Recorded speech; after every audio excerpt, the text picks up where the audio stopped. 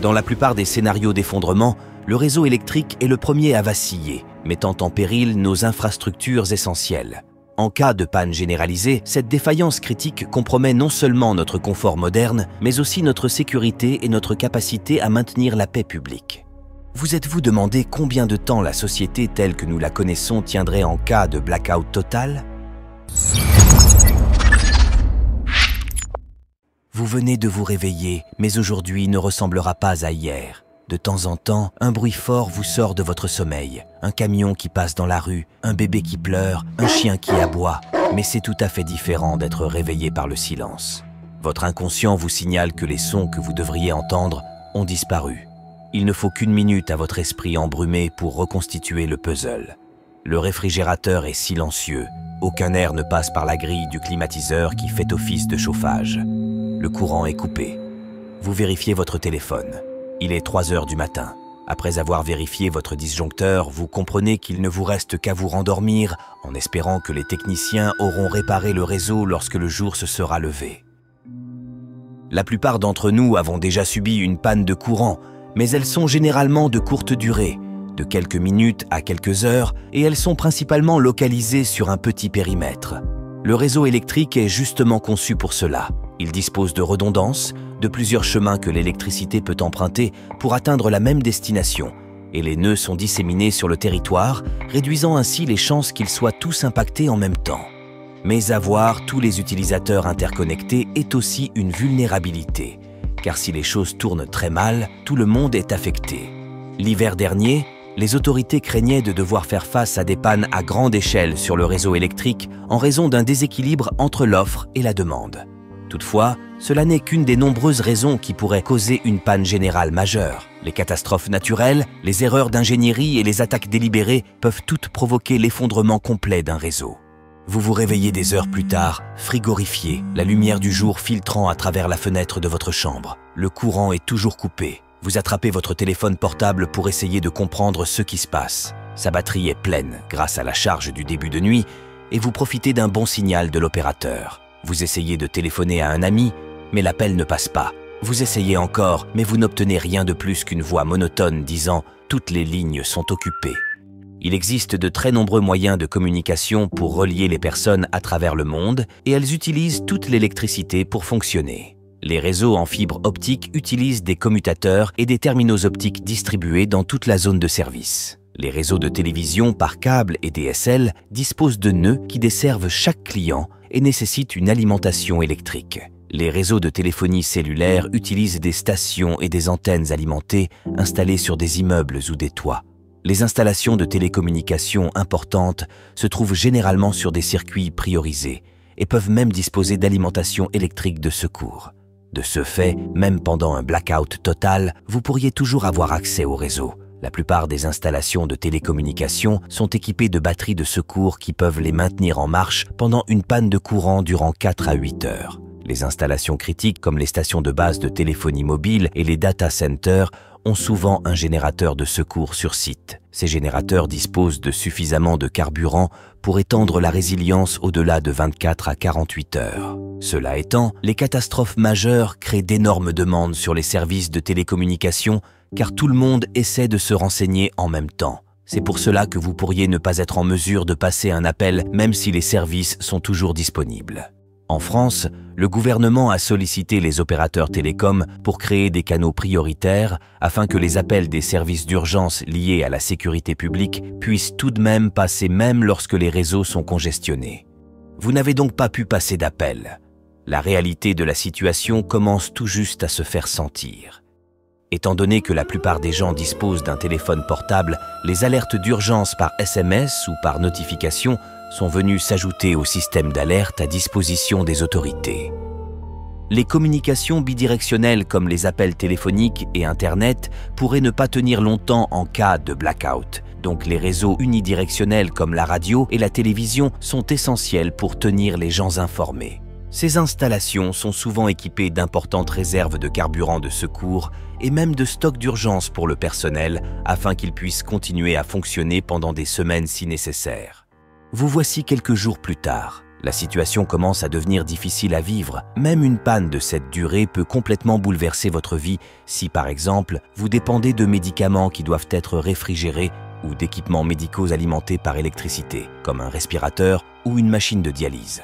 Toutefois, pour bon nombre de personnes, une panne de courant d'1 à 2 jours peut être amusante et changer un peu de la routine quotidienne. Peut-être avez-vous sorti quelques conserves de votre stock, apprécié les conversations à la lueur des bougies avec des voisins et vu plus d'étoiles dans le ciel nocturne que vous n'en aviez jamais vu de votre vie. Mais maintenant, les choses commencent à devenir plus sérieuses. Alors que vous vous dirigez vers la cuisine pour prendre un verre d'eau, vous ouvrez le robinet et rien ne se passe. Vous vous demandez combien de temps vous pourrez rester chez vous avant de devoir sortir pour faire des courses. L'approvisionnement des foyers en eau est très dépendante d'un réseau électrique fonctionnel. Pomper, nettoyer et désinfecter l'eau pour fournir une source sûre à tout le monde dans une ville est une activité énergivore. L'eau pèse lourd et le simple fait de devoir la déplacer d'un endroit à un autre nécessite une quantité énorme d'énergie. La plupart des villes utilisent une combinaison de générateurs de secours et de stockage surélevé pour prendre en compte les urgences potentielles. Ces réservoirs surélevés, qu'il s'agisse de châteaux d'eau ou simplement de bassins au niveau du sol construits sur des versants de collines, agissent un peu comme des batteries pour s'assurer que le système de distribution d'eau reste sous pression, même si les pompes ne sont plus alimentées en électricité. Mais ces réserves surélevées ne durent pas éternellement. L'eau peut rapidement devenir la ressource la plus critique en zone urbaine pendant une panne de courant. Mais n'oubliez pas l'autre pendant d'un effondrement du réseau d'eau, l'arrêt de la collecte des eaux usées. Les stations de relevage qui pompent les eaux usées brutes et les stations de traitement qui les nettoient pour qu'elles puissent être rejetées dans l'environnement sont également des processus énergivores. Les stations de traitement disposent de sources d'alimentation de secours ou d'un stockage suffisant pour éviter les débordements pendant une panne de courant, mais elles sont généralement calibrées pour des interruptions de courte durée. En 1 ou 2 jours, ces installations ne pourront plus continuer à fonctionner sans carburant et entretien supplémentaire. Dans le meilleur des cas, cela signifie que les eaux usées brutes des égouts devront contourner les stations de traitement et être rejetées directement dans les cours d'eau comme les rivières et les océans. Dans le pire des cas, les égouts et les stations de relevage déborderont, exposant les habitants des villes aux eaux usées brutes et provoquant un risque pour la santé publique. Voici maintenant une semaine que vous faites face à l'absence totale d'électricité. Le plaisir du changement de rythme de vie a depuis longtemps laissé place au stress. Vous gardez toujours la batterie de votre téléphone portable chargée grâce à votre voiture, mais vous obtenez rarement un signal et les appels téléphoniques n'aboutissent presque jamais. De plus, votre voiture arrive à court d'essence et le carburant dans les stations-service a depuis longtemps été réquisitionné pour les générateurs de secours des installations prioritaires. Vous êtes sans doute pratiquement à court de nourriture et d'eau après une semaine, même si vous avez pu bénéficier de l'aide de voisins, fait du troc ou visiter l'un des rares magasins qui a accepté de vendre contre de l'argent liquide. À ce stade, seules les installations les plus critiques comme les hôpitaux et les stations de radio ou celles équipées de panneaux photovoltaïques ou d'éoliennes ont encore un approvisionnement électrique fonctionnel. Tout le reste est simplement éteint. Désormais, vous avez une idée plus précise de la complexité et de l'interconnexion de nos infrastructures. Il n'y a presque rien qui puisse plus entraver la restauration de l'électricité que le manque d'électricité lui-même. Les centrales électriques ont du mal à acheter du carburant parce que, sans électricité pour alimenter les data centers et assurer les télécommunications, les banques et les marchés de l'énergie sont fermés. Les compresseurs de gaz naturel n'ont pas d'électricité, donc ils ne peuvent pas envoyer de carburant aux centrales. La signalisation et le Centre national des opérations ferroviaires sont hors service, donc tous les trains sont arrêtés.